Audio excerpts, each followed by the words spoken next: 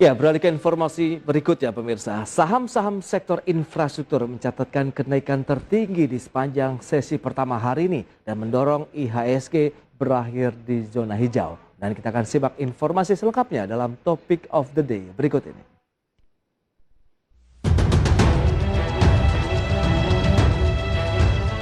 Indeks harga saham gabungan pada perdagangan sesi pertama hari ini ditutup di zona positif dengan penguatan 0,54% atau 34,8 poin ke level 6.494,59.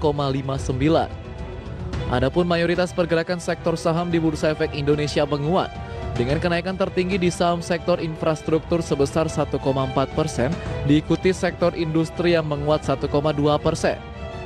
Kinerja positif sektor infrastruktur di sesi pertama perdagangan hari ini antara lain didukung oleh saham-saham badan usaha milik negara di sektor konstruksi, yakni Adikarya, PT PP, Wijaya Karya, serta Waskita Karya yang mencatat kenaikan dengan kisaran 5,64% hingga 6,9%.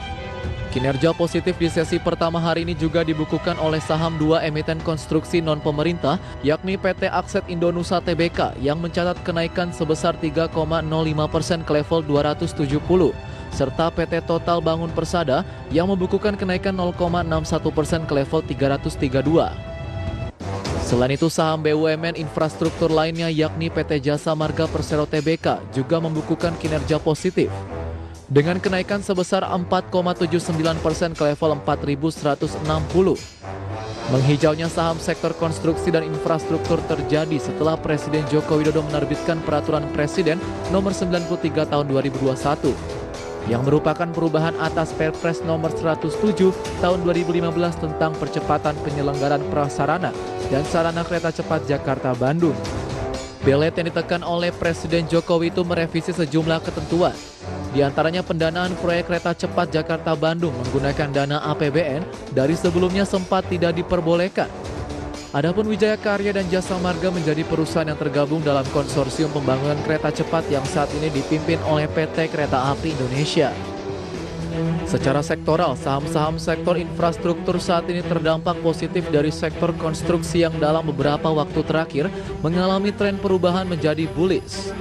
Analis Indo Premier Sekuritas Mino saat dihubungi IDX Channel mengatakan angin segar di sektor konstruksi tidak terlepas dari perkembangan kasus COVID-19 yang terus turun.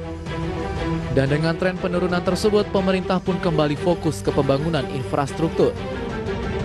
Mino menambahkan, disahkannya RUU Harmonisasi Peraturan Perpajakan yang bertujuan untuk meningkatkan pendapatan negara dari pajak juga diharapkan akan semakin meningkatkan kemampuan negara untuk membangun infrastruktur sehingga berdampak positif terhadap emiten konstruksi.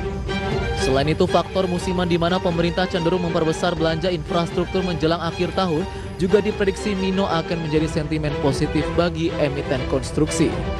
Dari Jakarta, Tim Liputan IDX Channel.